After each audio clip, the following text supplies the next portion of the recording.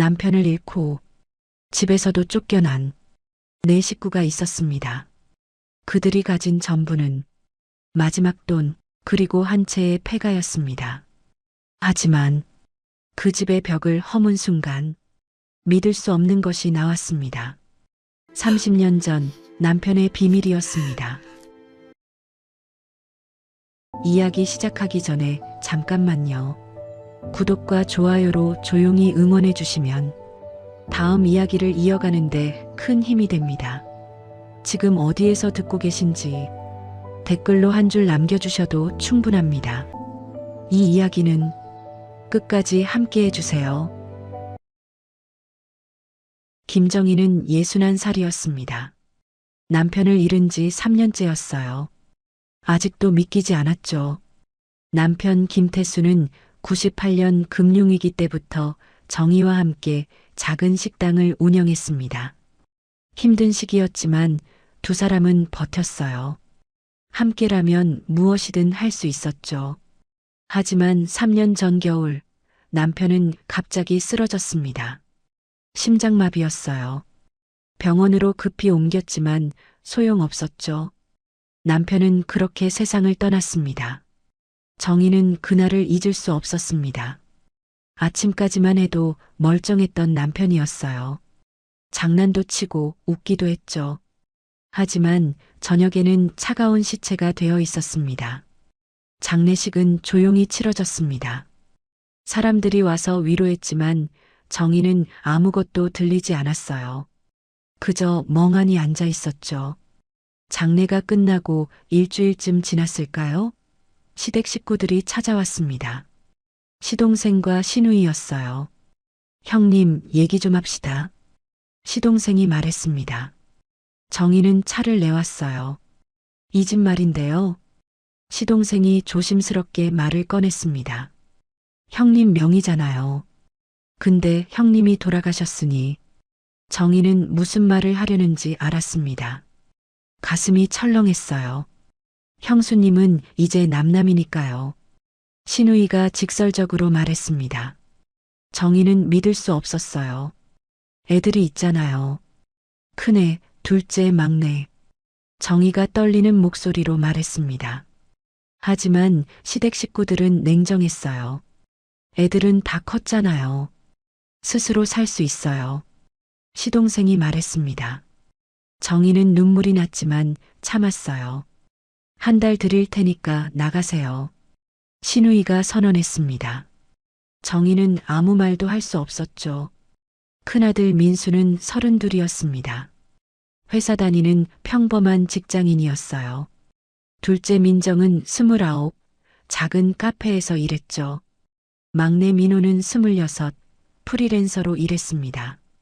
정희는 아이들을 불러 모았습니다. 집에서 나가야 한다고 말했어요. 엄마, 어떻게 그럴 수 있어요?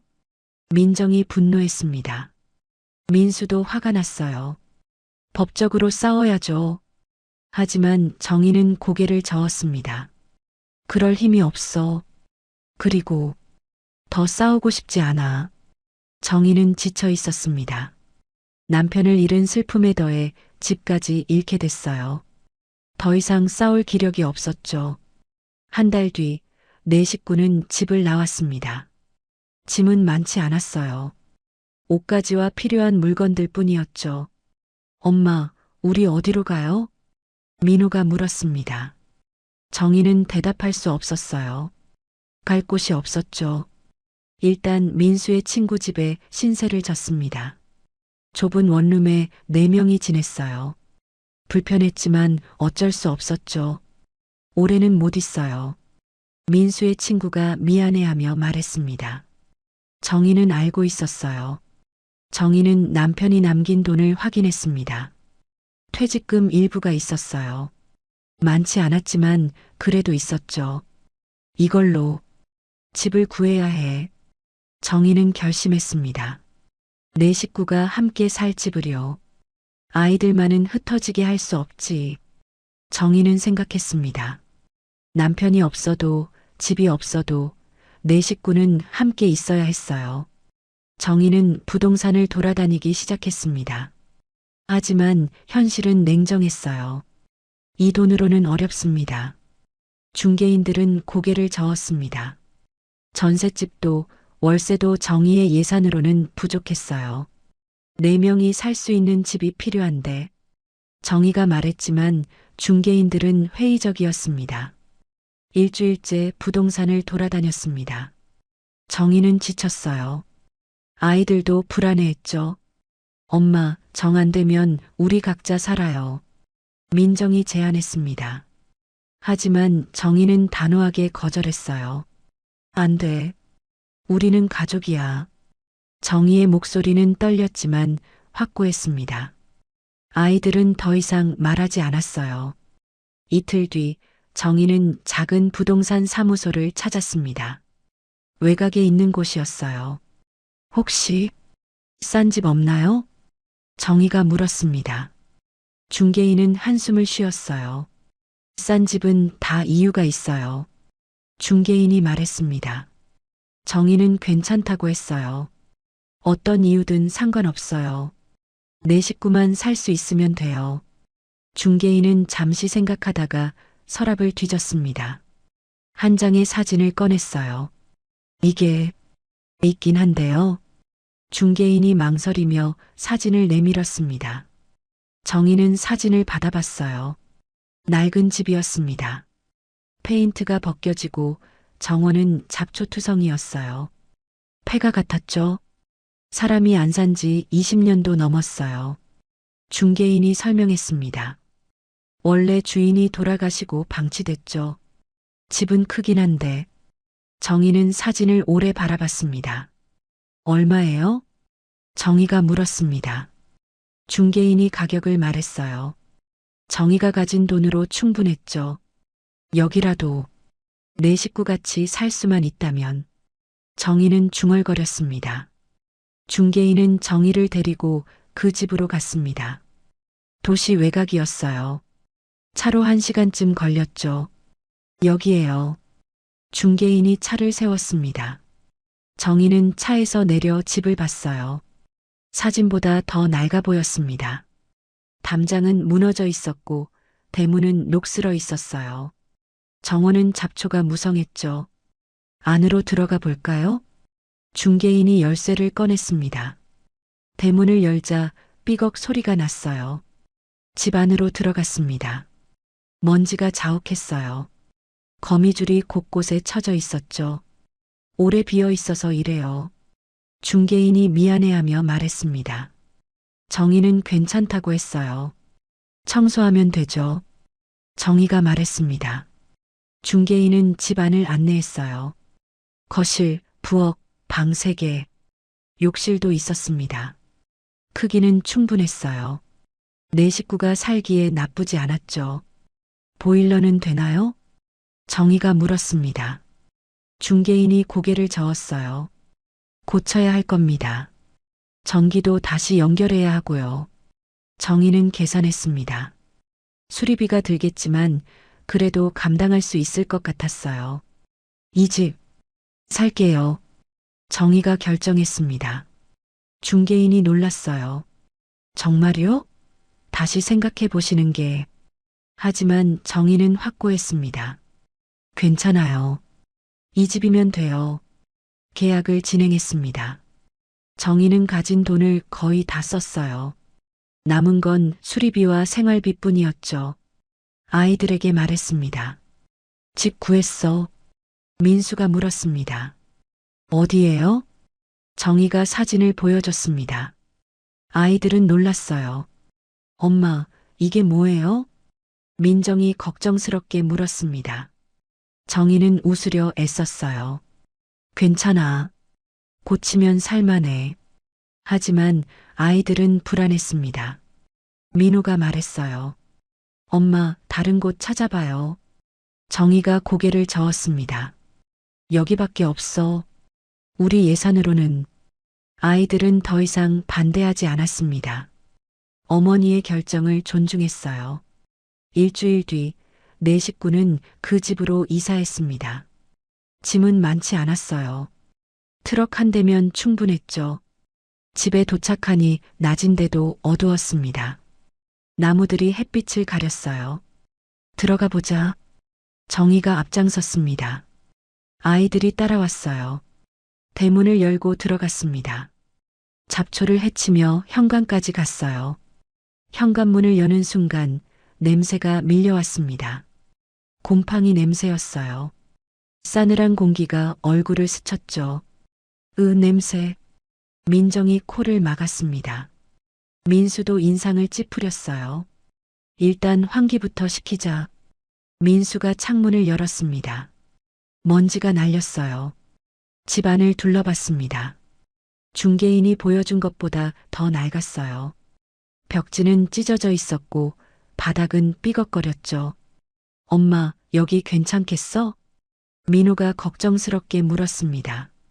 정희는 밝게 웃으려 애썼어요. 처음엔 다 이런 거야. 조금씩 고치면 돼. 하지만 정희도 불안했습니다. 정말 여기서 살 수 있을까요? 첫날 밤이었습니다. 전기가 아직 안 들어와서 촛불을 켰어요. 네 식구는 거실에 모여 앉았죠. 내일부터 청소하자. 정희가 말했습니다. 아이들이 고개를 끄덕였어요. 그리고 보일러 업체 불러서 고치고 전기도 연결하고 정희는 할 일을 정리했습니다. 아이들은 조용히 들었어요.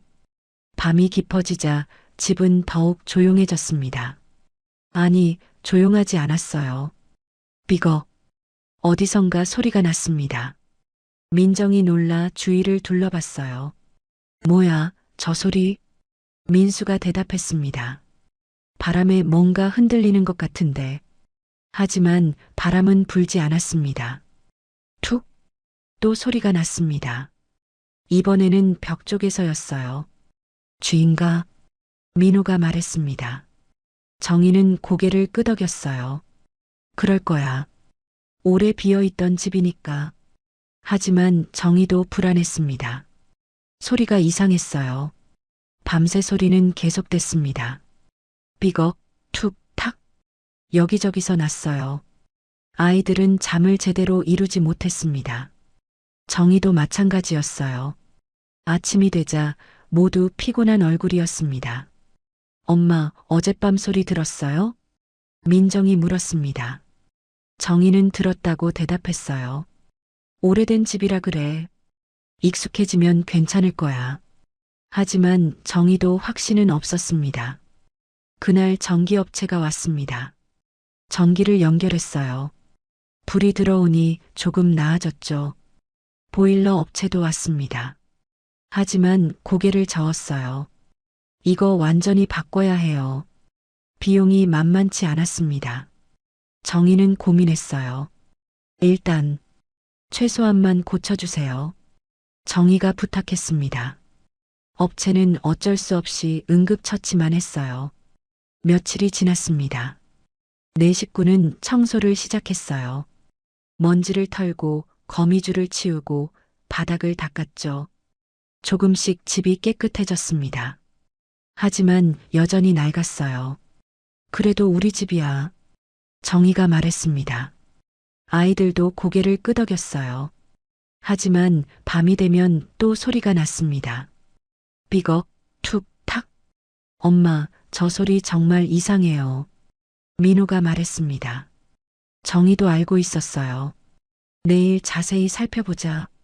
다음 날 아침 민수는 소리가 나는 곳을 확인하기로 했습니다. 밤새 들었던 소리가 신경 쓰였어요. 여기에서 주로 났던 것 같은데. 민수가 거실 한쪽 벽을 가리켰습니다. 정희와 민정, 민호도 다가왔어요. 민수는 벽을 두드려 봤습니다. 톡톡.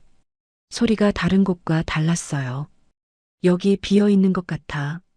민수가 말했습니다. 민정도 벽을 두드려 봤어요. 진짜네. 이상하다. 민정이 말했습니다. 정희는 벽을 자세히 봤어요. 다른 곳과 색이 조금 달랐죠. 혹시 나중에 막은 건가? 정희가 중얼거렸습니다. 민호가 물었어요. 엄마, 열어볼까요? 정희는 망설였습니다. 남의 집 벽을 함부로 뚫어도 되나요? 우리 집이잖아요. 확인해 봐도 될 것 같은데. 민수가 말했습니다. 정희는 고개를 끄덕였어요. 민수는 공구함에서 망치를 꺼냈습니다. 조심스럽게 벽을 두드렸어요. 툭! 벽 일부가 떨어져 나갔습니다. 먼지가 날렸어요. 조심해. 정희가 말했습니다. 민수는 계속 벽을 부쉈어요. 구멍이 점점 커졌습니다. 안쪽이 보이기 시작했어요. 뭐가 있어? 민정이 소리쳤습니다. 정말 뭔가 보였어요. 민수는 구멍을 더 넓혔습니다. 손을 넣어 안을 더듬었어요. 뭔가 있어. 잠깐만. 민수가 조심스럽게 무언가를 꺼냈습니다. 철제 상자였어요. 낡고 녹슬어 있었죠. 이게 뭐야? 민호가 물었습니다. 정희는 상자를 받아들었어요. 무거웠죠. 네 식구는 거실 바닥에 둘러앉았습니다. 정희는 상자를 가운데 놓았어요. 열어볼까요? 민정이 물었습니다. 정희는 고개를 끄덕였어요. 상자는 잠겨 있지 않았습니다. 정희는 천천히 뚜껑을 열었어요. 안에는 서류 뭉치가 있었습니다. 오래된 종이들이었어요. 그리고 낡은 수첩, 봉투 하나가 있었죠. 정희는 봉투를 집어들었습니다. 겉면을 봤어요. 순간 정희의 손이 멈췄습니다. 정희에게 봉투에 이름이 적혀 있었어요. 정희의 이름. 그리고 그 글씨는 엄마, 왜 그래요? 민수가 물었습니다. 정희는 대답할 수 없었어요. 그 글씨를 정희는 너무 잘 알고 있었습니다. 남편 김태수의 글씨였어요. 이게 어떻게? 정희의 손이 떨렸습니다. 민정이 봉투를 봤어요. 엄마 이름이네. 이거 누가 쓴 거예요? 정희는 봉투를 가슴에 안았습니다. 눈물이 났어요. 아빠야. 아빠 글씨야. 아이들이 놀랐습니다. 민수가 황급히 물었어요. 아빠가? 그럼 아빠가 이 집을 알고 있었어요? 정희는 대답할 수 없었습니다. 이해할 수 없었어요. 왜 남편이 이 집을 알고 있었을까요? 정희는 떨리는 손으로 봉투를 열었습니다. 안에 편지가 있었어요. 정희야, 이 편지를 읽고 있다면 나는 이미 세상에 없겠지. 미안해. 정희는 눈물을 흘리며 편지를 읽었습니다. 아이들도 조용히 지켜봤어요. 이 집은 내가 30년 전에 산 집이야. 내게 말하지 못했어. 미안해. 정희는 믿을 수 없었습니다. 30년 전이라고요? 언젠가 우리 가족이 어려울 때 쓰라고 남겨둔 거야. 집문서는 상자 안에 있어. 정희는 상자를 다시 봤습니다. 서류 뭉치 중에서 집문서를 찾았어요. 정말 있었죠. 소유자 이름은 김태수였습니다. 정희의 남편이었어요. 엄마, 이게 무슨 뜻이에요? 민호가 물었습니다. 정희도 몰랐어요. 정희는 수첩을 집어들었습니다. 펼쳐보니 남편의 일기였어요. 첫 페이지를 읽기 시작했습니다. 1987년 3월. 회사가 부도났다. 사장은 도망갔고 나는 빚을 떠안았다. 정희는 숨이 막혔습니다. 1987년이면 정희가 남편을 만나기 전이었어요. 나는 빚을 갚기 위해 모든 걸 팔았다. 하지만 부족했다. 정희는 계속 읽었습니다. 그때 한 사람이 나타났다. 돈을 주겠다고 했다. 대신 조건이 있었다. 정희의 가슴이 두근거렸습니다.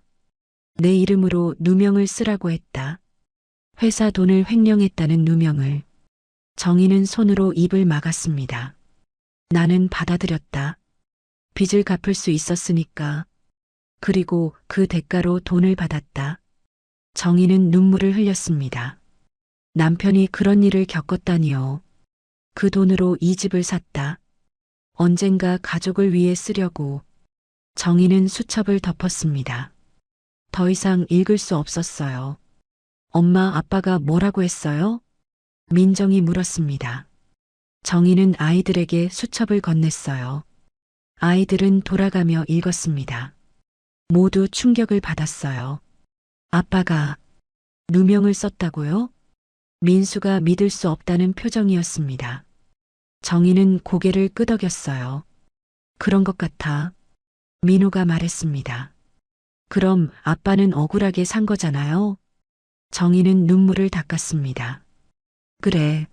아빠는 우리를 위해 참았나 봐. 정희는 며칠 동안 수첩을 읽었습니다. 남편의 30년이 거기 있었어요. 정희가 몰랐던 이야기들이었죠. 1988년. 정희를 만났다. 좋은 사람이다. 하지만 내 과거를 말할 수 없다. 정희는 가슴이 아팠습니다. 남편은 혼자 비밀을 안고 살았어요. 1999년. 결혼했다. 행복하다. 하지만 여전히 과거가 무겁다. 정희는 그때를 떠올렸습니다. 행복했던 신혼 시절. 하지만 남편은 혼자 무언가를 짊어지고 있었죠. 2000년. 민수가 태어났다. 아버지가 됐다. 이 아이를 위해 더 열심히 살아야겠다. 정희는 울었습니다. 남편은 가족을 위해 살았어요. 수첩 중간쯤에 중요한 내용이 있었습니다. 2003년. 진실을 밝히고 싶다. 하지만 증거가 없다. 그리고 가족이 다칠까 두렵다. 정희는 이해했습니다.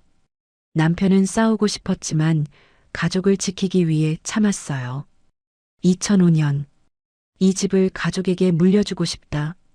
언젠가 내가 없을 때 도움이 되길. 정희는 남편의 마음을 느꼈습니다.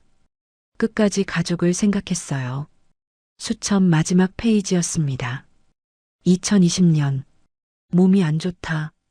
병원에 가야 하는데 정희가 걱정할까봐 말 못했다. 정희는 숨이 막혔습니다. 남편이 아팠다는 걸 몰랐어요. 이 집 열쇠는 상자 안에 있다. 정희야, 미안하다. 그리고 사랑한다. 정희는 수첩을 덮고 한참을 울었습니다. 아이들도 함께 울었어요.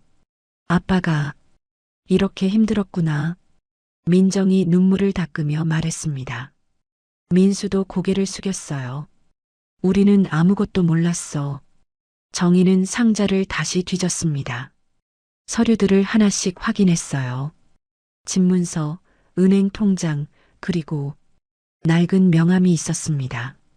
이정수 변호사 명함이었습니다. 정희는 명함을 자세히 봤어요. 뒷면에 메모가 있었죠. 믿을 수 있는 사람, 진실을 알고 있음. 정희는 결심했습니다. 이 변호사를 만나봐야겠어. 민수가 물었습니다. 왜요? 정희가 대답했습니다. 아빠의 진실을 밝히려고. 아이들은 놀랐습니다. 민호가 말했어요. 엄마, 이미 30년이 지났어요. 지금 와서. 하지만 정희는 확고했습니다. 아빠는 억울하게 살았어. 이제라도 진실을 밝혀야 해. 다음 날 정희는 혼자 서울로 갔습니다. 명함에 적힌 주소를 찾아갔어요. 낡은 건물이었습니다. 3층에 작은 법률사무소가 있었어요. 문을 열고 들어가니 중년 남자가 책상에 앉아 있었습니다. 무슨 일이십니까? 남자가 물었습니다. 정희는 명함을 내밀었어요. 이정수 변호사님 맞으신가요? 남자가 고개를 끄덕였습니다. 네, 맞습니다. 정희는 남편 이름을 말했습니다. 김태수라는 사람 아세요? 변호사의 얼굴이 변했습니다. 김태수? 그 이름을. 변호사는 정희를 자세히 봤습니다. 혹시 가족분이세요? 정희가 고개를 끄덕였습니다. 아내입니다. 변호사는 한숨을 쉬었습니다. 앉으세요. 얘기가 길 것 같습니다. 정희는 앉았습니다. 변호사가 말하기 시작했어요. 김태수 씨는 제 대학 선배였습니다. 변호사가 설명했습니다. 30년 전 선배가 찾아왔어요. 억울하다고 했죠. 정희는 귀를 기울였습니다. 회사 사장이 도망가고 선배가 모든 걸 뒤집어 썼다고 했어요. 변호사의 목소리는 무거웠습니다. 저도 도와주고 싶었어요. 하지만 증거가 없었죠. 정희가 물었습니다. 그래서요? 변호사가 계속 말했습니다. 선배는 싸우지 않기로 했어요. 대신 보상금을 받고 조용히 넘어가기로요. 정희는 이해했습니다. 남편이 선택한 길이었어요. 하지만 선배는 언젠가 진실을 밝히고 싶어 했어요. 변호사가 말했습니다. 증거를 모으고 있었죠. 저도 도왔고요. 정희가 놀라 물었습니다. 증거가 있어요? 변호사가 고개를 끄덕였습니다. 네. 선배가 모은 자료들이 있어요. 변호사는 서랍에서 파일을 꺼냈습니다. 두꺼운 파일이었어요. 이게 전부입니다. 정희는 파일을 받아들었습니다. 열어보니 서류들이 가득했어요. 이걸로 진실을 밝힐 수 있나요? 정희가 물었습니다. 변호사가 대답했어요. 할 수 있습니다. 하지만 변호사가 망설였습니다. 쉽지 않을 겁니다. 상대방이 만만치 않아요. 정희는 파일을 꼭 안았습니다. 괜찮아요. 해보고 싶어요. 변호사가 고개를 끄덕였습니다. 도와드리겠습니다. 정희는 집으로 돌아와 아이들에게 말했습니다. 증거가 있대. 아빠의 억울함을 풀 수 있어. 아이들은 기뻐했습니다. 하지만 동시에 걱정도 됐어요. 엄마, 정말 괜찮겠어요? 민수가 물었습니다. 정희는 고개를 끄덕였어요. 해야 해. 아빠를 위해서. 변호사 이정수는 자료를 정리하기 시작했습니다. 증거들을 검토하고 법적 절차를 준비했어요. 한 달이 지났습니다. 변호사가 정희에게 연락했어요. 준비됐습니다. 이제 상대방에게 통보하겠습니다. 정희는 긴장했습니다. 드디어 시작이었어요. 변호사는 30년 전 사건 관계자들에게 내용 증명을 보냈습니다. 진실을 밝히겠다는 내용이었어요. 며칠 뒤 연락이 왔습니다. 당시 회사 부사장이었던 사람이었어요. 만나고 싶습니다. 부사장이 말했습니다. 정희와 변호사는 만남에 응했어요. 서울의 한 호텔 커피숍이었습니다. 부사장은 이른이 넘어 보였어요. 늙었지만 여전히 카리스마가 있었죠. 오랜만입니다. 이 변호사. 부사장이 인사했습니다. 변호사도 고개를 숙였어요. 이쪽은 김태수 씨 부인입니다. 변호사가 정희를 소개했습니다. 부사장은 정희를 봤어요. 김태수? 그 친구 아내분이군요. 부사장의 목소리는 무거웠습니다. 정희는 대답하지 않았어요. 무슨 일로 저를 찾으셨습니까? 부사장이 물었습니다. 변호사가 서류를 꺼냈어요. 30년 전 사건 말입니다. 진실을 밝히려고 합니다. 부사장의 얼굴이 굳어졌습니다. 그건 이미 끝난 일 아닙니까? 변호사가 고개를 저었습니다. 아닙니다. 김태수 씨는 억울하게 누명을 썼어요. 부사장은 한참을 침묵했습니다. 그리고 한숨을 쉬었어요. 알고 있습니다. 부사장의 대답에 정희는 놀랐습니다. 뭐라고요? 부사장이 고개를 숙였습니다. 김태수 씨가 억울하다는 거 저도 알았어요. 정희는 화가 났습니다. 알면서 왜 가만히 있었어요? 부사장이 대답했습니다. 회사를 지켜야 했습니다. 진실이 밝혀지면 회사가 무너질 거라고 생각했어요. 정희는 주먹을 쥐었습니다. 그래서 한 사람 인생을 망쳤어요? 부사장은 대답할 수 없었습니다.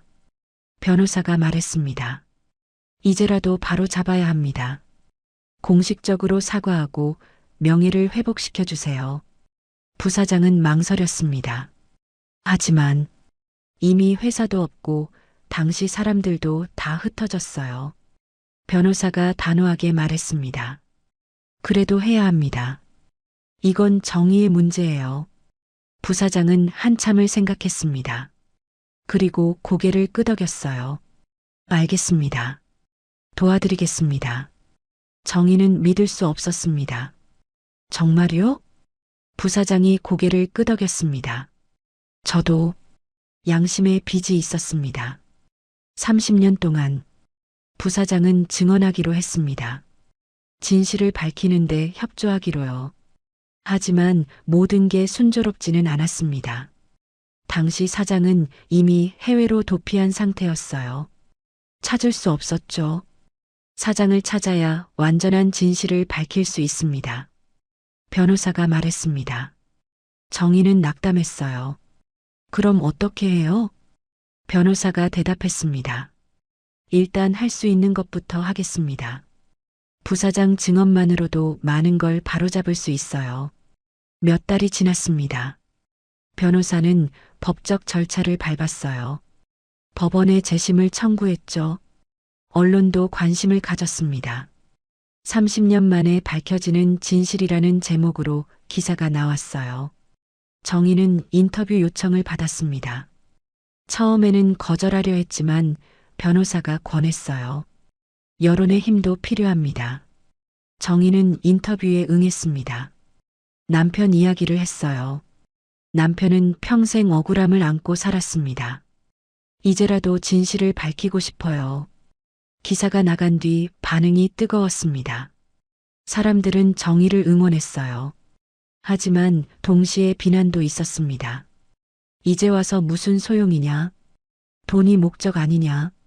정의는 상처받았지만 참았습니다. 진실을 위해서였어요. 재심날이 다가왔습니다. 정의와 아이들, 변호사는 법정에 갔어요. 부사장도 증인으로 출석했습니다. 김태수 씨는 무죄입니다. 부사장이 증언했습니다. 모든 책임은 당시 사장에게 있었어요. 김태수 씨는 누명을 쓴 겁니다. 판사는 증거들을 검토했습니다. 남편이 모은 자료, 부사장의 증언, 모든 것이 일치했어요. 판결하겠습니다. 판사가 말했습니다. 정의는 숨을 참았어요. 피고인 김태수는 무죄. 정의는 그 자리에서 울음을 터뜨렸습니다. 아이들도 함께 울었어요. 30년 만에 남편의 억울함이 풀렸습니다. 무죄 판결 이후 정의의 삶은 조금씩 변하기 시작했습니다. 언론은 계속 관심을 보였어요. 하지만 정의는 조용히 살고 싶었죠. 이제 그만 인터뷰하고 싶어요. 정의가 변호사에게 말했습니다.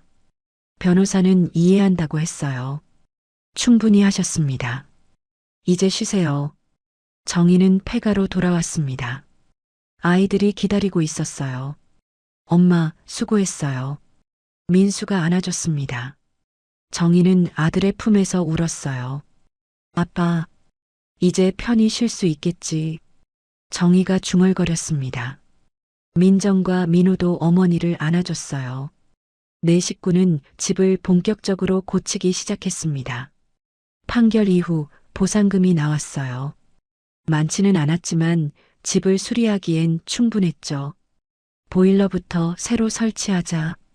민수가 말했습니다. 정의는 고개를 끄덕였어요. 그래. 그리고 벽지도 다시 바르고 네 식구는 함께 일했습니다. 벽을 칠하고 바닥을 닦고 창문을 고쳤어요. 한 달쯤 지났을까요?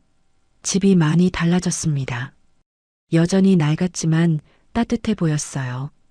우리 집 같아. 민호가 웃으며 말했습니다.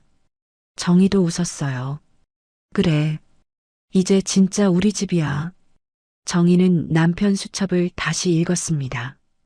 이제는 슬프지 않았어요. 오히려 고마웠죠. 당신은 끝까지 가족을 지키고 있었구나. 정의는 남편의 마음을 이해했습니다. 침묵도 비밀도 모두 가족을 위한 것이었어요.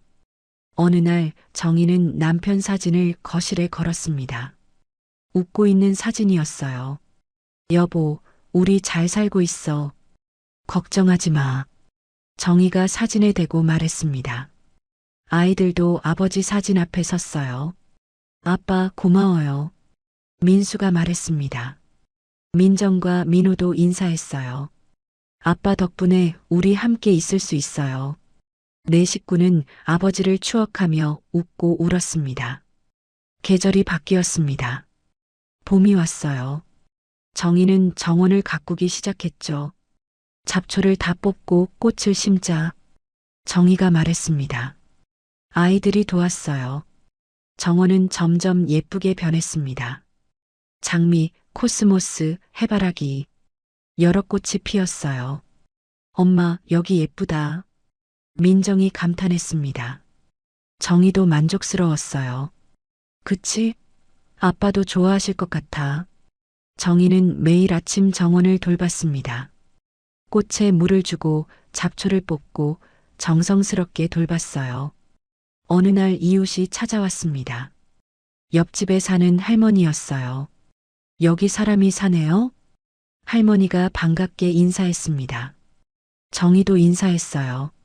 네, 얼마 전에 이사 왔어요. 할머니가 웃었습니다.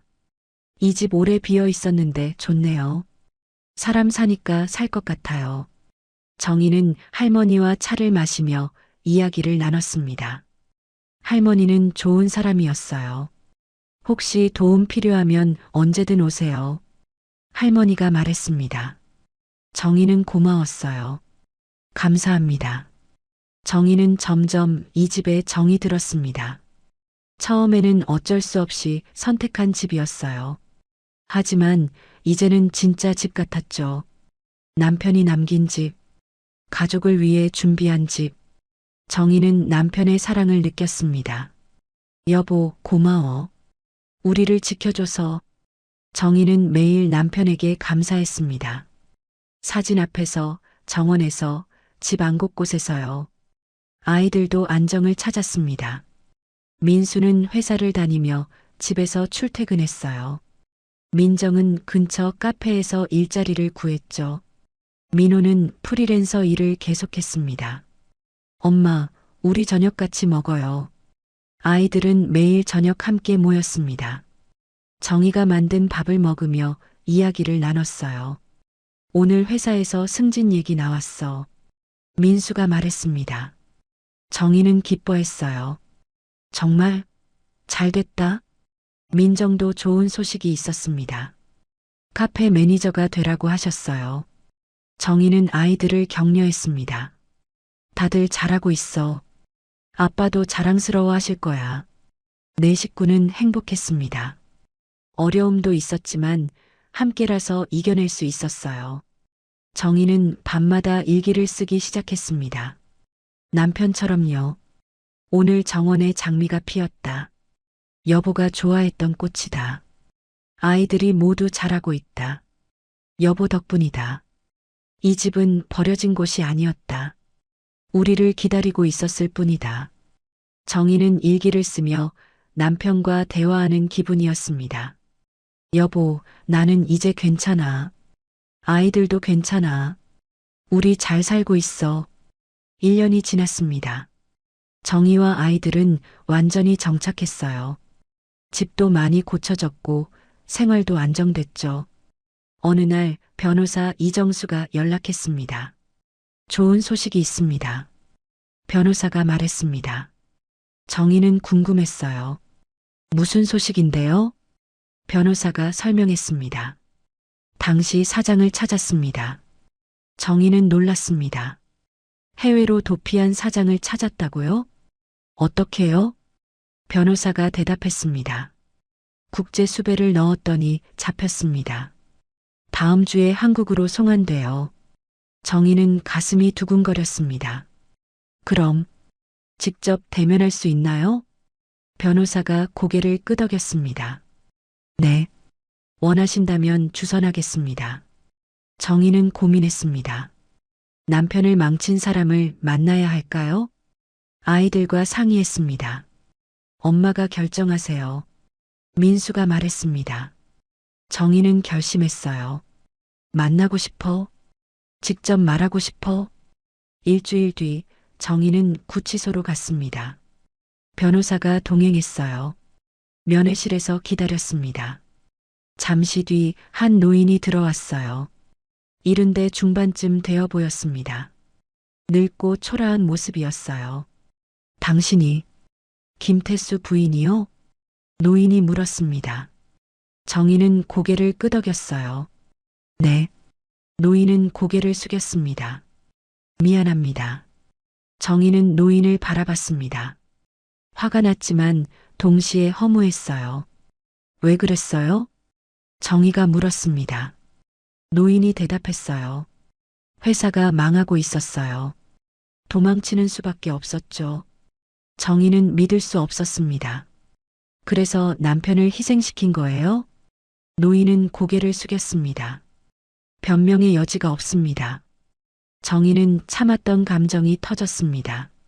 남편은 30년을 억울하게 살았어요. 정희의 목소리가 떨렸습니다. 당신들이 망친 인생입니다. 노인은 눈물을 흘렸습니다. 미안합니다. 정말 미안합니다.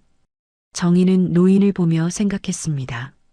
이 사람도 불쌍하다고요. 30년을 도망치며 산 인생이었으니까요. 당신도 힘들었겠네요. 정희가 조용히 말했습니다. 노인이 고개를 들었어요. 하지만 용서할 수는 없어요. 정희가 단호하게 말했습니다. 남편의 인생을 돌려줄 수 없으니까요. 노인은 고개를 끄덕였습니다. 알고 있습니다. 정희는 일어섰습니다. 법정에서 봅시다. 제대로 사과하세요. 노인은 대답했습니다. 그러겠습니다. 며칠 뒤 법정이 열렸습니다. 노인은 모든 것을 자백했어요. 제가 책임자입니다. 김태수 씨는 무죄입니다. 판사는 노인에게 벌금형을 선고했습니다. 나이가 많아 실형은 면했어요. 하지만 정희에게 중요한 건 형량이 아니었습니다. 진실이 밝혀진 것, 그게 중요했어요. 법정을 나오며 정희는 하늘을 올려다봤습니다. 여보, 이제 편히 쉬어요. 정희가 중얼거렸습니다. 눈물이 흘렀지만 시원했어요. 집으로 돌아오니 아이들이 기다리고 있었습니다. 엄마, 어떻게 됐어요? 민정이 물었습니다. 정희는 웃으며 대답했어요. 끝났어. 다 끝났어. 아이들이 정희를 안아줬습니다. 네 식구는 한참을 그렇게 있었어요. 아빠, 이제 마음 편히 쉬세요. 민수가 아버지 사진을 보며 말했습니다. 정희도 사진을 봤어요. 그래. 이제 다 끝났어. 그날 밤 정희는 남편 수첩을 마지막으로 읽었습니다. 그리고 조심스럽게 상자에 넣었어요. 이제 그만 아파해도 돼. 정희가 상자에 대고 말했습니다. 정희는 상자를 다시 벽 속에 넣기로 했습니다. 원래 있던 자리예요. 왜요, 엄마? 민호가 물었습니다. 정희가 대답했어요. 아빠가 원한 자리니까. 그리고 우리가 잊지 않을 거니까. 민수가 벽을 다시 막았습니다. 조심스럽게, 정성스럽게요. 벽이 다 막히자 정희는 손을 얹었습니다. 여보, 고마워. 우리를 지켜줘서. 정희의 눈에서 눈물이 흘렀습니다. 하지만 슬픈 눈물이 아니었어요. 감사의 눈물이었죠. 아이들도 벽에 손을 얹었습니다. 아빠 사랑해요. 민정이 말했습니다. 아빠 덕분에 우리 행복해요. 민호가 말했습니다. 아빠 평생 잊지 않을게요. 민수가 말했습니다. 네 식구는 한참을 그렇게 서 있었습니다. 아버지를, 남편을 추억하며요. 2년이 지났습니다. 폐가는 완전히 달라져 있었어요. 예쁜 집이 됐죠.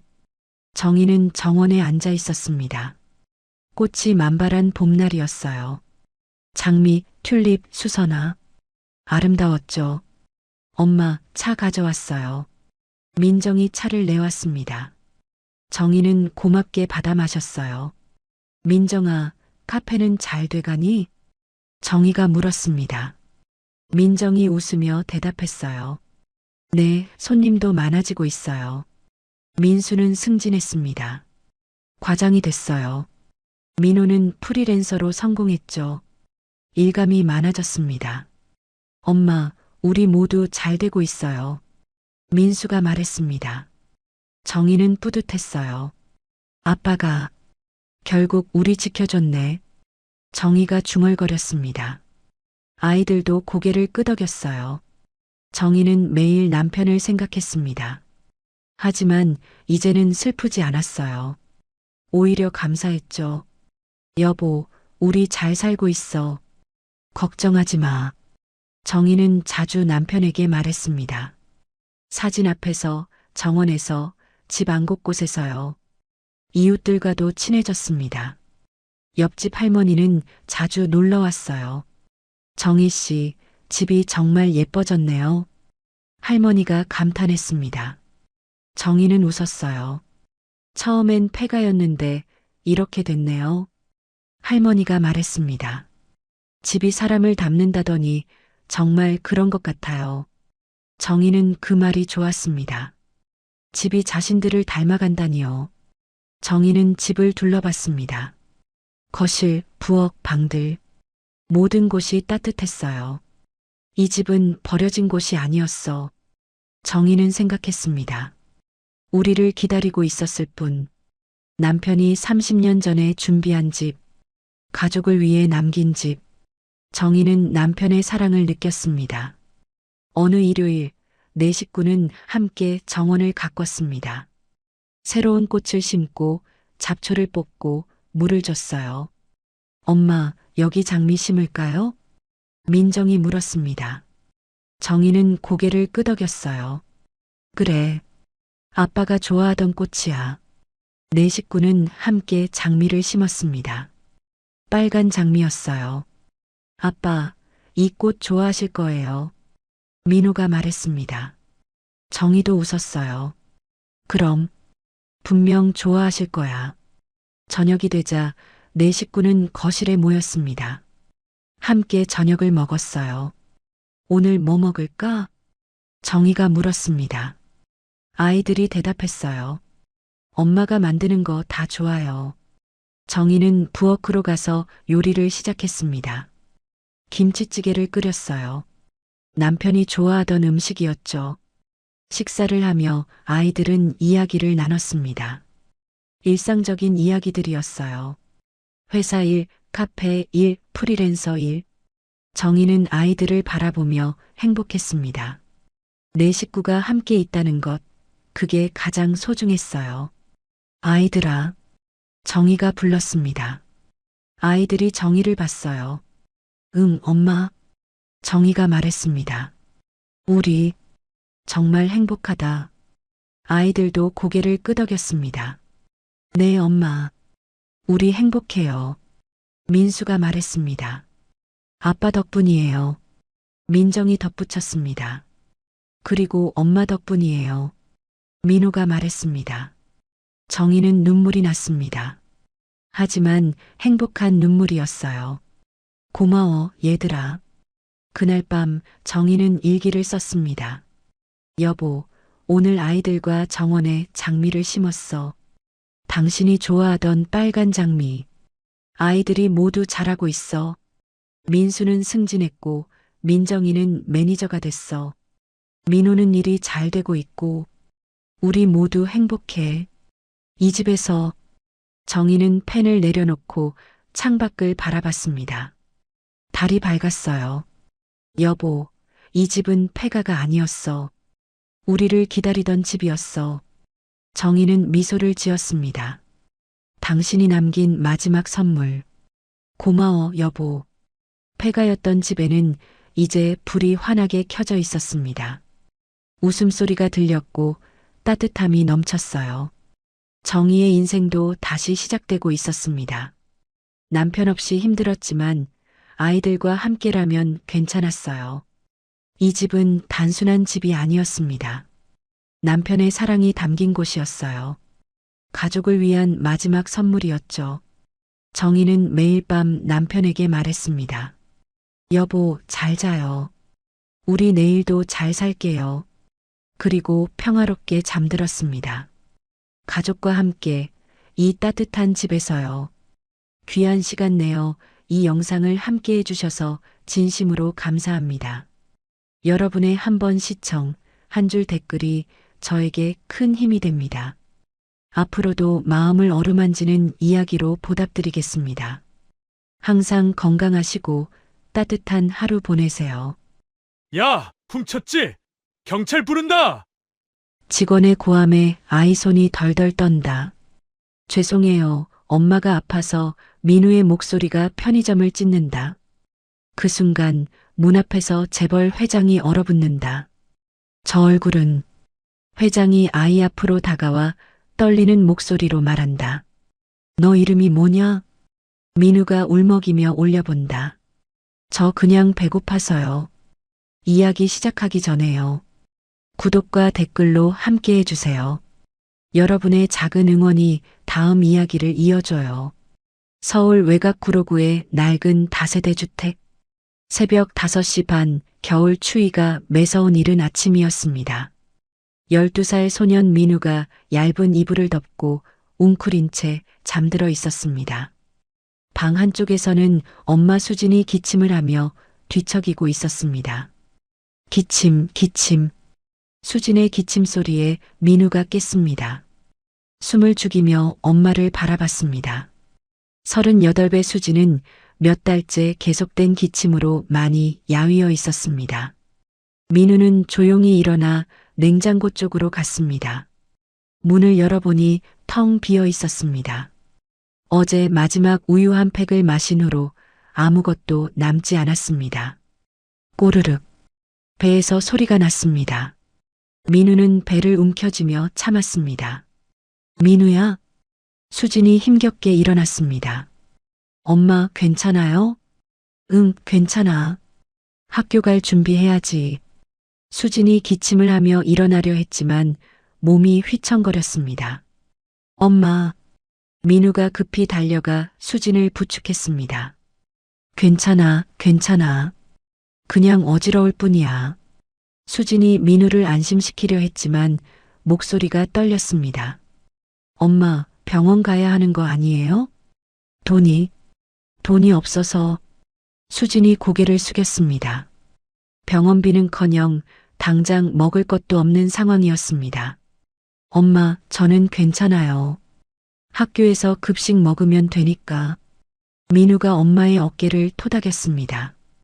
12살 아이가 어른을 위로하는 모습이었습니다. 학교 갈 시간이 되어 민우는 며칠째 같은 교복을 입었습니다. 세탁할 여유도 없어 구겨진 채로 입고 있었습니다.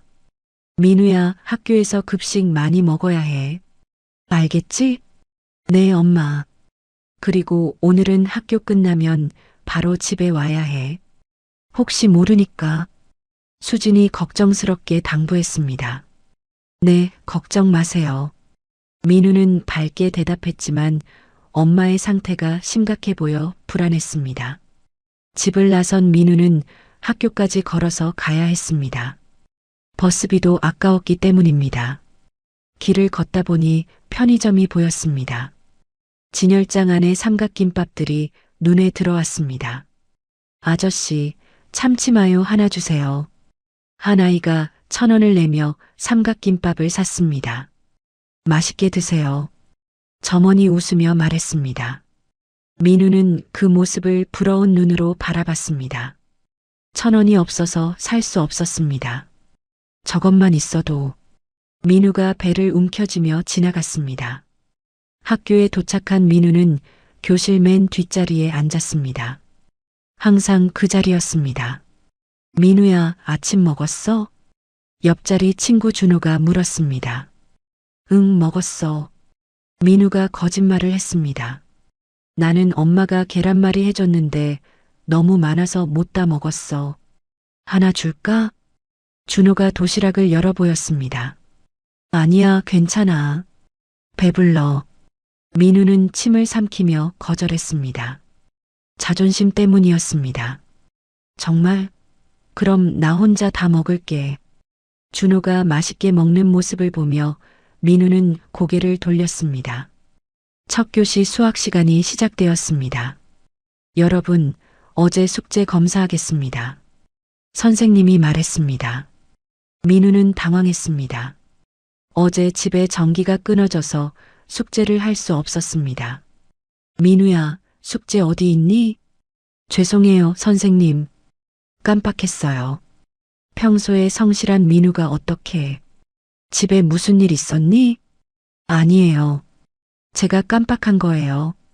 민우는 진짜 이유를 말할 수 없었습니다. 드디어 점심시간이 되었습니다. 민우에게는 하루 중 가장 기다려지는 시간이었습니다. 급식실에 일찍 가서 줄을 섰습니다. 오늘 메뉴가 뭐예요? 김치찌개랑 불고기예요. 급식 당번이 대답했습니다. 와, 오늘 좋네. 다른 아이들이 신나했습니다. 민우는 급식을 받으며 조금 더 달라고 했습니다. 아이고, 많이 먹네. 급식 아주머니가 웃으며 말했습니다. 네, 맛있어서요. 민우는 부끄러웠지만 배가 너무 고팠습니다. 한 구석에 앉아서 민우는 급식을 천천히 먹었습니다. 오늘의 유일한 제대로 된 식사였습니다. 민우야, 우리랑 같이 앉아서 먹자. 친구들이 불렀지만 민우는 고개를 저었습니다. 여기가 편해. 사실은 친구들과 있으면 자신의 상황을 들킬까봐 두려웠습니다. 한편 서울 강남구 한도그룹 본사 72층 최고층 회장실에서 한용석이 점심도 거른 채 창밖을 바라보고 있었습니다. 회장님, 식사 시간입니다.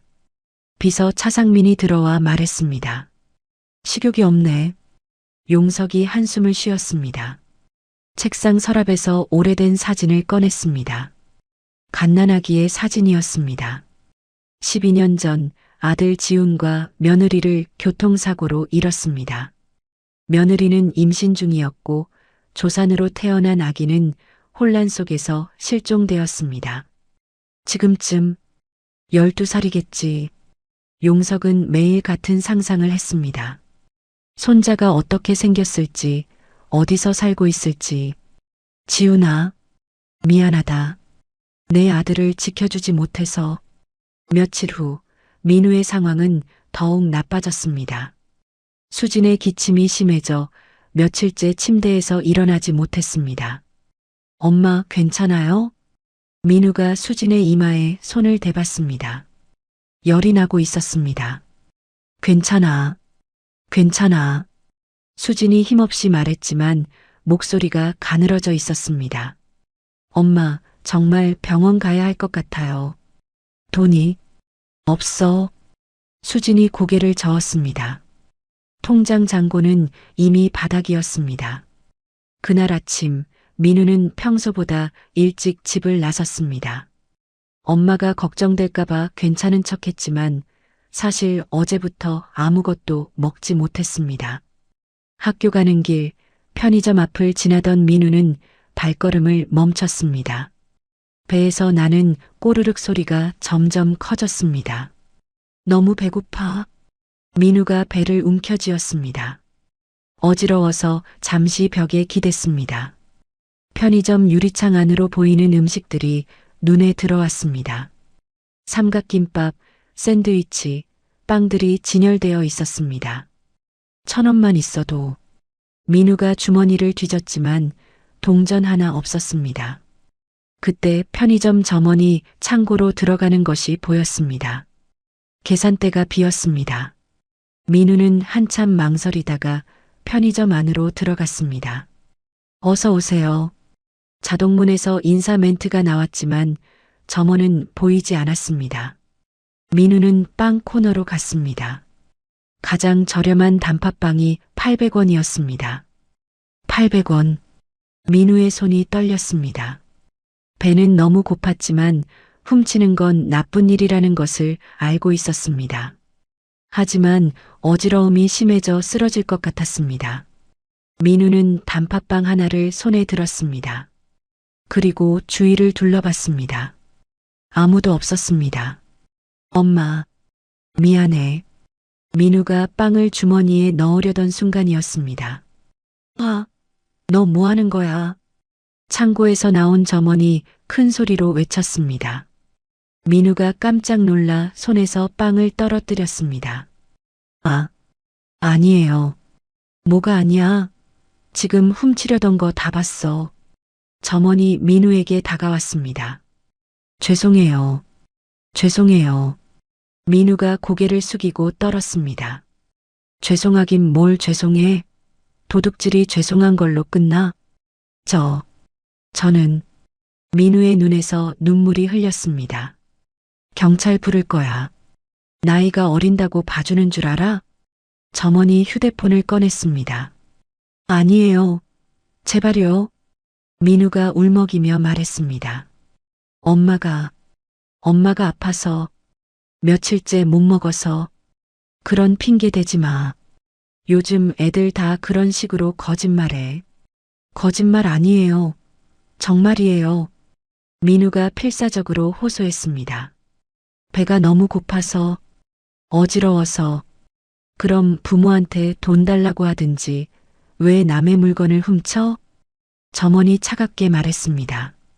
그때 길 건너편에서 이 상황을 지켜보던 사람이 있었습니다. 바로 한용석 회장이었습니다. 용석은 오늘 우연히 이 동네에 시차를 나왔다가 편의점에서 벌어지는 일을 목격했습니다. 저 아이. 용석의 눈이 민우에게 고정되었습니다. 민우의 얼굴을 본 순간 용석의 가슴이 두근거렸습니다. 저 눈, 저 입술 모양. 용석은 차에서 내려 편의점으로 향했습니다. 편의점 안에서는 점원과 민우의 실랑이가 계속되고 있었습니다. 정말 경찰 부를 거야. 제발이요. 한 번만 봐주세요. 민우가 무릎을 꿇으며 빌었습니다. 그때 편의점 문이 열렸습니다. 무슨 일입니까? 정중한 목소리였습니다. 용석이 들어온 것이었습니다. 점원이 용석을 보더니 눈이 커졌습니다. 고급 정장을 입고 품격 있어 보이는 노인이었습니다. 아, 이 아이가 물건을 훔치려다가 걸렸어요. 훔치려고? 용석이 민우를 바라봤습니다. 민우는 고개를 숙인 채 떨고 있었습니다. 아저씨, 죄송해요. 정말 죄송해요. 민우가 떨리는 목소리로 말했습니다. 용석은 민우의 얼굴을 자세히 봤습니다. 12년 전 잃어버린 손자와 닮은 점이 너무 많았습니다. 얼마짜리 물건인가요? 용석이 점원에게 물었습니다. 800원짜리 빵이요. 제가 대신 계산해 드리겠습니다. 네, 왜요? 점원이 의아해했습니다. 아이가 배가 고픈 모양이니까요. 용석이 지갑을 꺼내 1,000원을 내밀었습니다. 하지만 도둑질은 아이에게는 제가 따로 이야기하겠습니다. 용석의 단호한 말에 점원이 돈을 받았습니다. 고맙습니다. 정말 고맙습니다. 민우가 눈물을 흘리며 인사했습니다. 편의점을 나선 후 용석과 민우는 근처 버스 정류장 벤치에 앉았습니다. 용석은 민우에게 빵을 건네주었습니다. 자, 먹어보렴. 감사합니다. 민우가 조심스럽게 빵 포장을 뜯었습니다. 며칠 만에 먹는 제대로 된 음식이었습니다. 천천히 먹어라. 급하게 먹으면 체한다. 용석이 자상하게 말했습니다. 민우는 작은 입으로 조금씩 빵을 먹었습니다. 눈가에 눈물이 맺혔습니다. 왜 울어? 너무 맛있어요. 민우의 솔직한 대답에 용석의 가슴이 먹먹해졌습니다. 이름이 뭐라고 했지? 김민우예요. 김민우. 나이는 몇 살이니? 12살이요. 용석의 심장이 빠르게 뛰었습니다.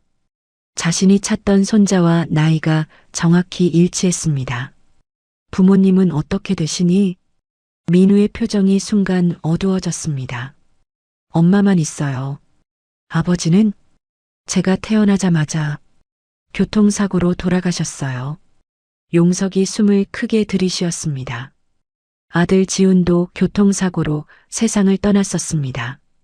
그럼 아버지 얼굴도 못 봤구나. 네. 사진도 없어요. 민우가 아쉬워했습니다. 엄마가 너무 슬퍼하셔서 다 버리셨대요.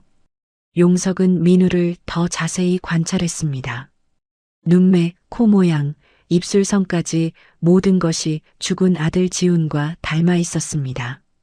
혹시 아버지 성함을 아니? 잘 모르겠어요. 엄마가 별로 얘기 안 해주세요. 민우가 고개를 저었습니다. 그래도 한 번도 들어본 적 없니? 안. 뭐라고 하시는 것 같긴 한데. 한이라는 성을 들은 순간 용석의 온몸에 소름이 돋았습니다. 혹시 한지훈이라는 이름 들어본 적 있니? 민우가 깜짝 놀라며 용석을 바라봤습니다. 그 이름 어떻게 아세요? 용석의 손이 떨리기 시작했습니다. 혹시 그 이름을 어디서 들었니? 엄마가 잠꼬대 할 때 그 이름을 부르셨어요. 잠꼬대로? 네. 지훈아, 미안해 이런 말씀을. 용석의 눈에서 눈물이 흘렸습니다. 정말 자신의 손자가 틀림없었습니다. 아저씨, 우리 아빠 아시는 거예요? 민우가 기대에 찬 눈으로 물었습니다. 그럴지도 모른다. 용석이 떨리는 목소리로 대답했습니다. 정말요? 그럼 우리 아빠가 어떤 분이었는지 알려주실 수 있어요? 민우의 눈이 반짝였습니다. 아빠가 어떤 사람이었는지 정말 궁금했거든요. 용석은 대답하기 어려웠습니다. 어떻게 설명해야 할지 막막했습니다. 그때 민우의 배에서 꼬르륵 소리가 났습니다. 아, 미안해요. 민우가 부끄러워하며 배를 감쌌습니다. 빵 다 먹었는데도 배고프니? 괜찮아요. 이미 충분히. 아니다. 제대로 된 밥을 먹어야지. 용석이 일어섰습니다. 아저씨가 밥 사줄게. 뭐가 먹고 싶어? 아니에요. 정말 괜찮아요. 민우가 손사래를 쳤습니다. 남한테 패 끼치면 안 된다고 엄마가 그러셨어요. 패가 아니야. 아저씨가 좋아서 해주는 거야. 용석이 민우의 어깨에 손을 올렸습니다. 잘하는 아이가 이렇게 말라서야. 그때 멀리서 급한 발걸음 소리가 들렸습니다. 민우야. 여자의 다급한 목소리였습니다. 수진이 창백한 얼굴로 뛰어오고 있었습니다. 숨을 헐떡이며 비틀거리고 있었습니다. 엄마. 민우가 벌떡 일어나 달려갔습니다. 민우야, 괜찮니? 어디 있었어? 수진이 민우를 꽉 안았습니다. 학교는 왜 안 갔어? 얼마나 찾았는지 몰라. 엄마, 왜 나오셨어요? 몸이 아픈데. 내가 안 보여서. 너무 걱정돼서. 수진이 용석을 발견하고는 경계하는 눈빛을 보냈습니다. 이분은 누구야? 저를 도와주신 분이에요. 민우가 설명했습니다. 용석이 수진에게 정중히 인사했습니다. 안녕하세요. 저는 당신이 우리 민우한테 왜 이래요? 수진이 갑자기 큰 소리로 외쳤습니다. 부자처럼 보이는 사람이 우리 같은 가난한 사람한테 왜 접근해요? 오해입니다. 저는 단지 오해가 뭐예요? 세상에 공짜는 없어요. 수진이 민우를 자신 뒤로 숨겼습니다. 우리 민우한테 뭘 시키려고 하는 거예요? 정말 아무 의도 없습니다. 용석이 당황하며 해명했습니다. 거짓말하지 마세요. 가난한 애들 이용해서 뭔가 하려는 거 아니에요. 수진의 목소리가 더욱 커졌습니다. 엄마, 아니에요. 이 아저씨는 조용해, 민우야. 속으면 안 돼. 수진이 민우의 손을 꽉 잡았습니다. 우리한테 절대 가까이 오지 마세요. 수진이 민우를 데리고 급하게 그 자리를 떠난 후 용석은 한동안 멍하니 서 있었습니다. 정말 내 손자일까? 용석은 차로 돌아가 비서 차상민에게 전화했습니다. 상민 씨, 급한 일이 생겼습니다. 네, 회장님. 무슨 일입니까? 김민우라는 아이에 대해 조사해 주세요. 김민우요? 12살, 어머니는 김수진. 이 근처에 살고 있습니다. 용석이 세부 사항을 알려주었습니다. 출생기록, 가족관계, 모든 것을 확인해 주세요. 알겠습니다. 언제까지 필요하십니까? 최대한 빨리요. 그리고 용석이 잠시 망설였습니다. 혹시나 해서 그런데 DNA 검사도 가능한지 알아봐 주세요. DNA 검사요? 혹시 그 아이가 확실하지 않습니다. 하지만 확인해 봐야 합니다. 한편 집으로 돌아온 수진과 민우는 작은 원룸에 앉아 있었습니다.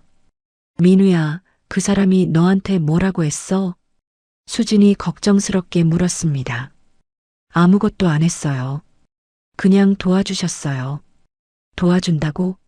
세상에 그런 사람이 어디 있어? 수진이 고개를 저었습니다. 엄마, 정말 좋은 분 같았는데. 민우야, 세상은 그렇게 호락호락하지 않아. 수진이 민우를 안으며 말했습니다. 특히 우리 같은 가난한 사람들한테는 더욱. 하지만 그 아저씨는 아니야, 민우야. 절대 그런 사람 믿으면 안 돼. 수진의 목소리에 단호함이 있었습니다. 다음 날 용석은 비서로부터 보고를 받았습니다. 회장님, 조사 결과 나왔습니다. 차상민이 서류를 내밀었습니다. 김민우, 2012년 3월 15일생. 아버지 란에는 뭐라고 되어 있습니까? 한지훈으로 기록되어 있습니다. 용석의 손이 떨렸습니다. 서류에서 자신의 아들 이름을 확인한 것입니다. 그리고 한지훈은 2012년 2월 28일 교통사고로 사망했다고 나와 있습니다. 민우가 태어나기 보름 전 용석의 눈에서 눈물이 흘렸습니다. 어머니 김수진은 당시 미혼모였고 아이를 혼자 키워왔습니다. 그럼 민우는 네, 회장님의 친손자가 맞는 것 같습니다. 용석은 의자에 주저앉았습니다. 지훈아, 정말 미안하다. 용석이 아들의 사진을 꺼내 바라봤습니다. 내 아들이 이렇게 힘들게 살고 있었다니. 회장님, 어떻게 하시겠습니까? 차상민이 조심스럽게 물었습니다. 당장 만나러 가겠습니다. 하지만 어머니가 경계하시는 것 같은데. 그래도 가야 합니다. 내 손자를 이대로 둘 수는 없어요. 용석이 일어섰습니다. 그날 오후 용석은 민우가 사는 동네를 다시 찾았습니다. 하지만 이번에는 조심스럽게 접근했습니다.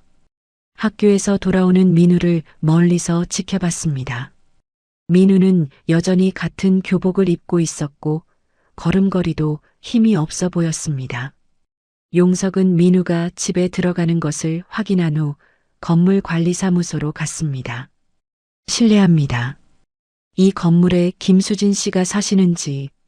아, 3층에 사세요. 그런데 요즘 집세 밀려서. 관리소장이 말을 흐렸습니다. 집세를 밀리고 있다고요? 네, 몇 달째. 어머니가 아프시고 아이도 어린데 참 안 됐어요. 용석의 마음이 더욱 아팠습니다. 제가 대신 내드릴 수 있을까요? 네. 왜요? 그냥 어려운 이웃을 도우려고 합니다. 용석이 지갑을 꺼냈습니다. 몇 달치나 밀렸습니까? 3개월이요. 용석은 망설임 없이 돈을 냈습니다. 그리고 앞으로 몇 달치도 미리 내겠습니다. 관리소장이 놀라며 바라봤습니다. 정말 감사합니다. 그런데 이름은 익명으로 해주세요. 용석이 당부했습니다. 그날 저녁 민훈의 집에는 관리소장이 찾아왔습니다. 수진 씨, 좋은 소식이 있어요. 무슨 소식이요? 집세. 어떤 분이 대신 내주셨어요. 네. 누가요? 수진이 놀랐습니다. 모르겠어요. 익명으로 하셨는데 몇 달치를 미리 내주셨어요. 그럴 리가. 누가 우리를. 수진이 당황했습니다. 민우는 혹시 어제 만났던 그 아저씨일까 생각했습니다. 며칠 후 용석은 더 이상 참을 수 없었습니다. 손자를 제대로 도와주고 싶었지만 어떻게 접근해야 할지 막막했습니다. 회장님, 무작정 찾아가시면 더 오해받으실 수도 있습니다. 비서 차상민이 걱정스럽게 말했습니다. 그래도 가야 해요. 내 손자가 저렇게 힘들게 사는데. 용석이 단호하게 말했습니다.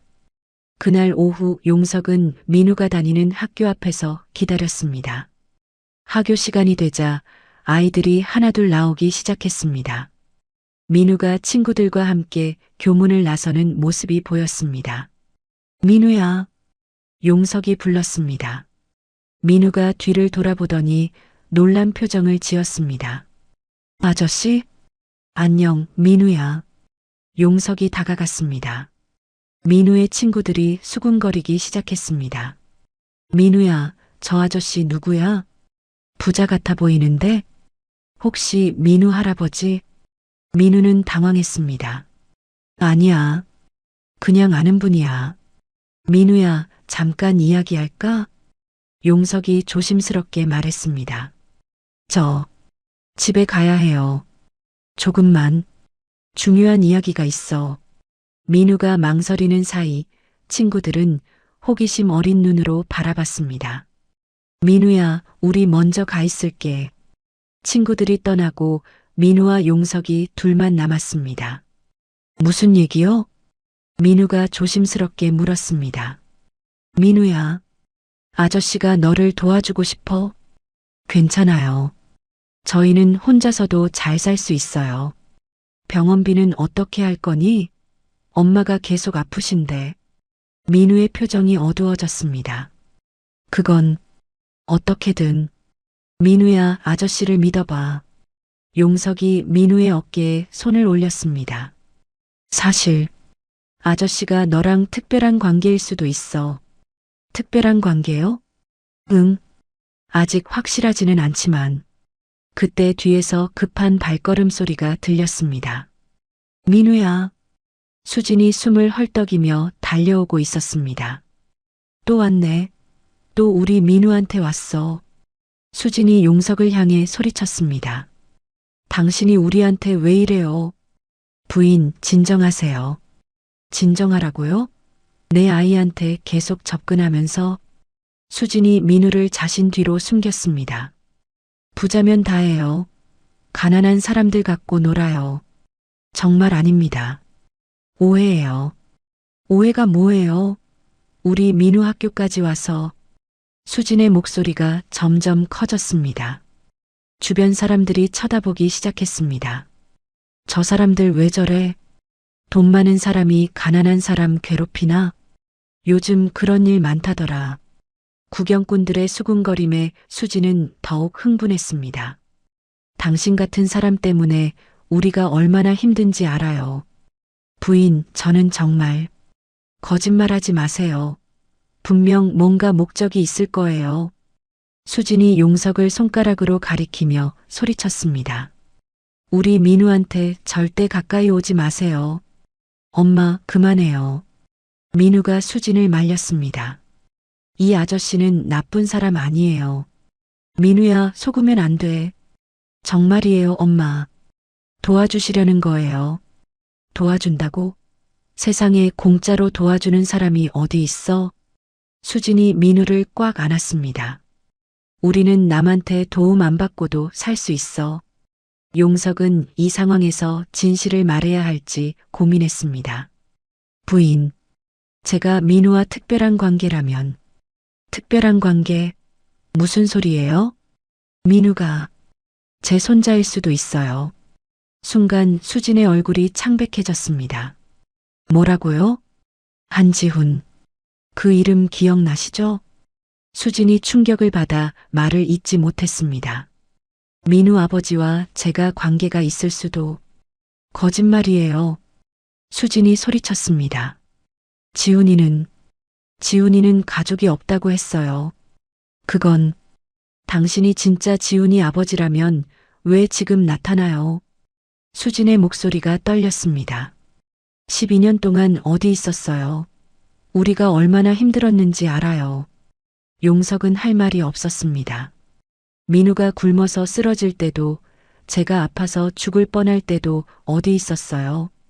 수진이 눈물을 흘리며 절규했습니다. 이제 와서 손자라고요?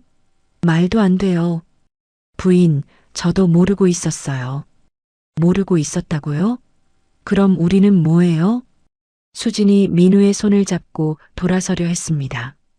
가자, 민우야. 저런 사람 믿으면 안 돼. 그날 밤 용석은 잠을 이룰 수 없었습니다. 수진의 분노에 찬 목소리가 계속 머릿속에 맴돌았습니다.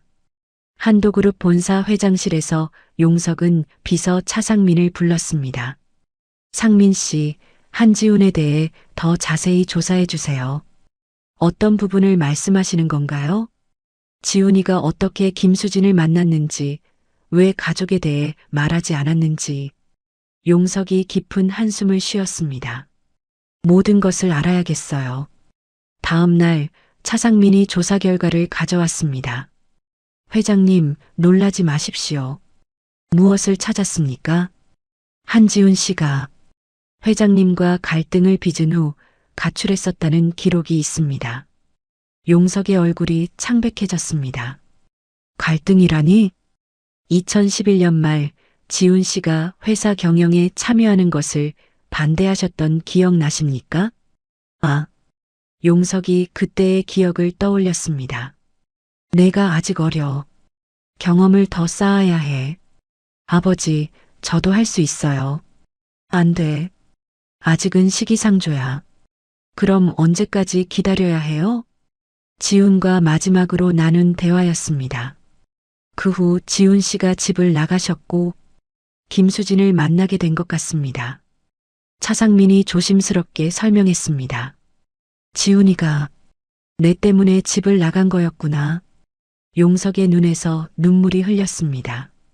그리고 수진에게 자신의 가족에 대해 말하지 않았던 이유도 내가 반대할 것을 알았기 때문이겠죠.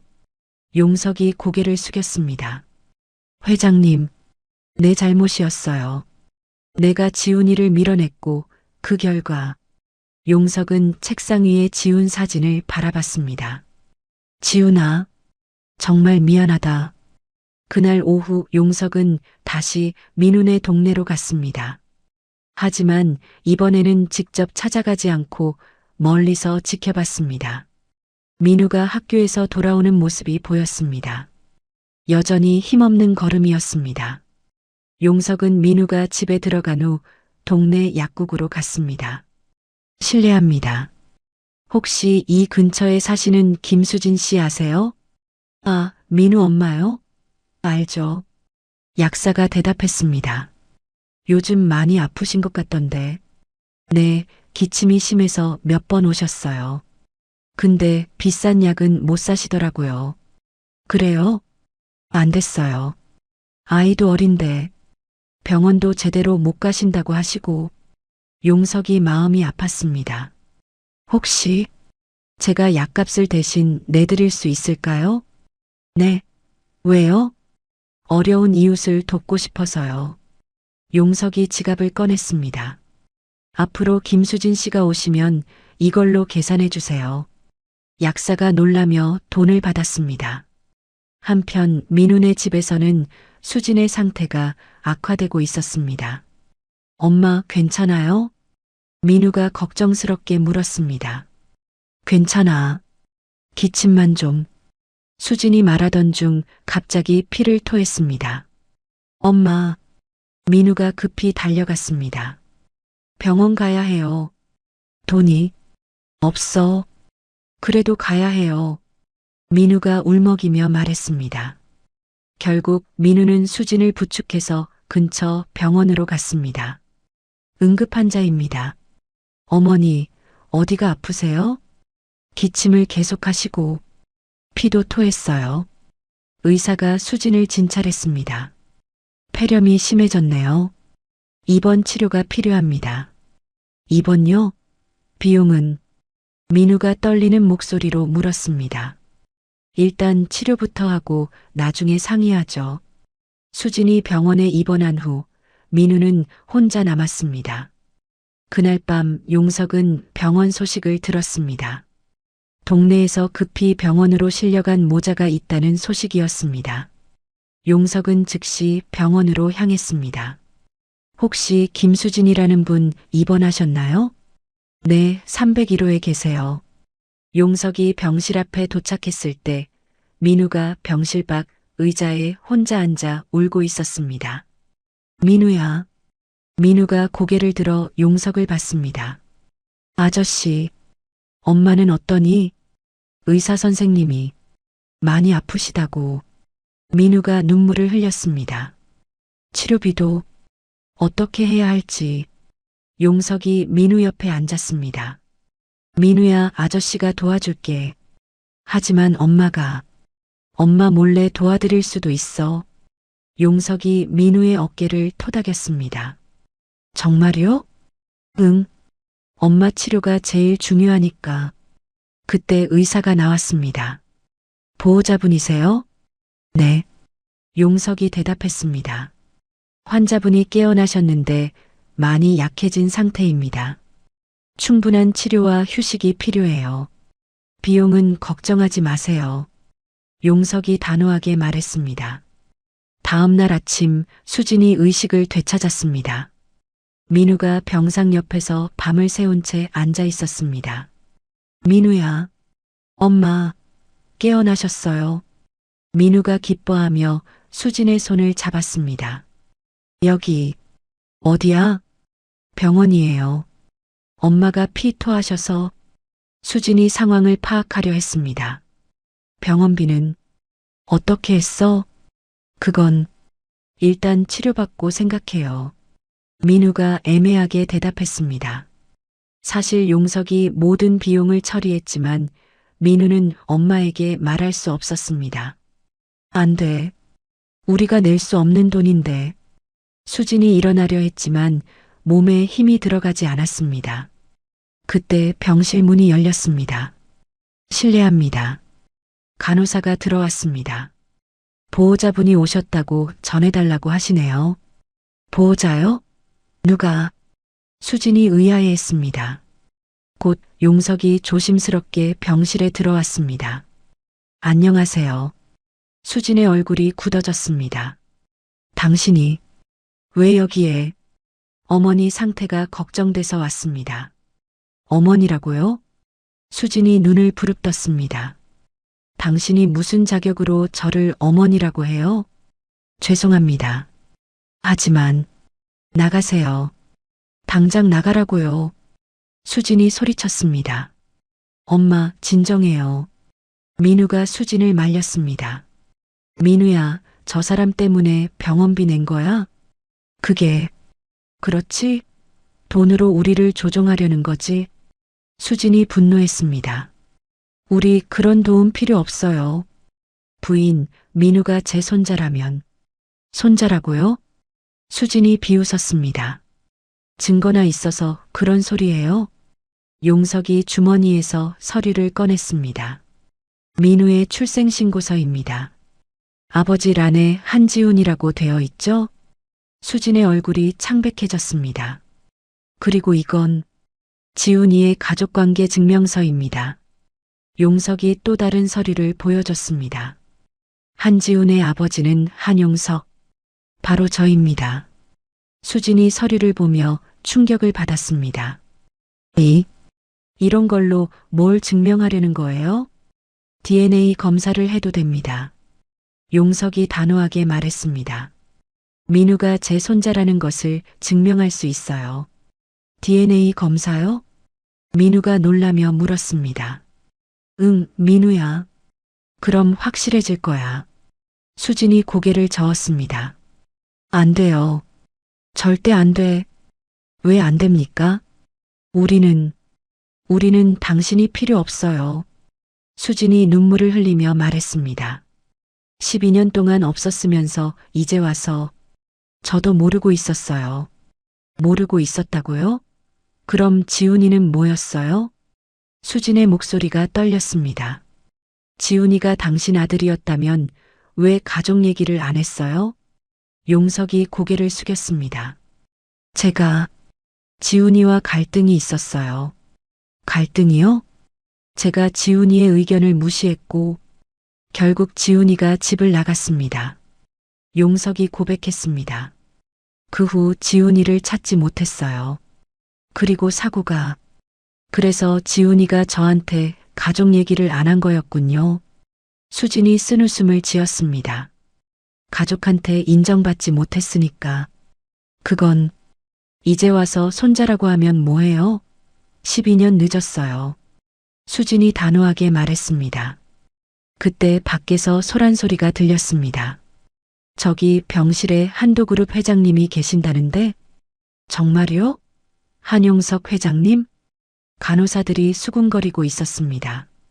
한도그룹 회장님이라고요? 수진이 놀라며 용석을 바라봤습니다. 네. 저는 한도그룹 회장 한용석입니다. 수진이 더욱 당황했습니다. 그럼 정말 네, 민우는 재벌가의 손자가 맞습니다. 용석이 진심을 담아 말했습니다. 하지만 그것보다 중요한 건 민우가 제 소중한 손자라는 겁니다. 몇 달 후 봄이 찾아왔습니다. 한도그룹 본사 근처의 고급 아파트, 넓은 거실에서 민우가 숙제를 하고 있었습니다. 할아버지, 이 문제 어떻게 풀어요? 민우가 용석에게 물었습니다. 어디 보자. 용석이 안경을 쓰고 민우 옆에 앉았습니다. 이런 문제는 차근차근 풀어야 해. 먼저, 알겠어요. 민우가 환하게 웃었습니다. 주방에서는 수진이 저녁 준비를 하고 있었습니다. 건강을 많이 회복한 수진의 얼굴에는 생기가 돌았습니다. 저녁 준비됐어요. 수진이 두 사람을 불렀습니다. 와, 오늘도 맛있겠다. 민우가 식탁으로 뛰어갔습니다. 천천히 와, 민우야. 용석이 웃으며 따라갔습니다. 식탁에는 정성스럽게 준비된 음식들이 놓여 있었습니다. 김치찌개, 불고기, 나물 반찬들까지 정갈하게 차려져 있었습니다. 수진 씨가 요리하신 건 정말 맛있어요. 용석이 진심으로 말했습니다. 과찬이세요. 그냥 집밥이에요. 수진이 겸손하게 답했습니다. 할아버지, 오늘 학교에서 친구들이 그러는데 민우가 밥을 먹으며 말했습니다. 뭐라고 하던데? 민우 할아버지가 정말 대단한 분이라고. 친구들이 알아? 네, 뉴스에서 봤대요. 한도그룹 회장님이라고. 민우가 자랑스러운 표정을 지었습니다. 하지만 그것보다 할아버지가 저를 사랑해 주시는 게 더 좋아요. 용석의 눈가에 눈물이 맺혔습니다. 민우야, 저도 할아버지 정말 사랑해요. 민우가 용석을 꽉 안았습니다. 그리고 엄마도요. 우리 민우. 수진이 민우의 머리를 쓰다듬었습니다. 엄마, 이제 아프지 마세요. 안 아프지. 이제 할아버지가 계시니까 든든해. 수진이 용석을 바라보며 말했습니다. 처음에는 정말 믿기 어려웠어요. 당연하죠. 갑자기 나타난 저를 어떻게 믿겠어요. 하지만 지금은 정말 가족 같아요. 수진이 미소를 지었습니다. 저녁을 마친 후 세 사람은 거실에서 함께 시간을 보냈습니다. 할아버지, 이 사진 누구예요? 민우가 벽에 걸린 액자를 가리켰습니다. 그건 내 아버지야. 용석이 조심스럽게 말했습니다. 액자 안에는 젊은 시절의 지훈이 환하게 웃고 있는 사진이 있었습니다. 우와, 저랑 닮았네요. 그래, 정말 많이 닮았어. 용석이 민우를 바라봤습니다. 특히 웃을 때는 지훈이와 똑같아. 아빠는 어떤 분이었어요? 민우가 궁금해했습니다. 착하고 마음이 따뜻한 사람이었어. 용석이 대답했습니다. 너처럼 말이야. 정말요? 응, 그리고 할아버지를 많이 사랑했어. 용석이 지훈의 사진을 바라봤습니다. 할아버지도 아빠를 사랑하셨죠? 물론이지. 지금도 사랑해. 그럼 저도 아빠를 만날 수 있을까요? 민우의 순수한 질문에 용석과 수진이 잠시 말을 잃었습니다. 민우야, 아빠는 하늘나라에 계셔. 수진이 조심스럽게 말했습니다. 하지만 분명히 우리를 지켜보고 계실 거야. 정말요? 응, 그리고 민우가 행복한 모습을 보시면서 기뻐하실 거야. 용석이 민우를 안았습니다. 아빠, 보고 있죠? 민우가 천장을 올려다보며 중얼거렸습니다. 이제 저 혼자 아니에요. 엄마도 있고 할아버지도 있어요. 그래, 이제 우리는 가족이야. 용석이 수진과 민우를 함께 안았습니다. 창밖으로는 따뜻한 봄 햇살이 비치고 있었습니다. 아파트 거실에는 세 사람의 웃음소리가 가득했습니다. 할아버지, 내일도 학교 끝나고 같이 놀아요. 그래, 우리 민우가 원하는 건 뭐든지 해주마. 와, 정말요? 민우가 신나서 뛰어다녔습니다. 수지는 그 모습을 보며 행복한 미소를 지었습니다. 지훈아, 고마워. 이런 좋은 사람을 민우 아빠로 보내줘서. 용석도 마찬가지였습니다. 지훈아, 이제야 내 아들을 제대로 지켜줄 수 있을 것 같다. 미안했고 고마웠다. 그렇게 세 사람은 진정한 가족이 되었습니다. 가난과 외로움을 이겨낸 민우, 아픈 몸으로도 아들을 키워낸 수진, 그리고 잃어버린 손자를 되찾은 용석. 서로 다른 상처를 가진 세 사람이 만나 하나의 가족을 이루었습니다. 귀한 시간 내어 이 영상을 함께 해주셔서 진심으로 감사합니다. 여러분의 한 번 시청, 한 줄 댓글이 저에게 큰 힘이 됩니다. 앞으로도 마음을 어루만지는 이야기로 보답드리겠습니다. 항상 건강하시고 따뜻한 하루 보내세요.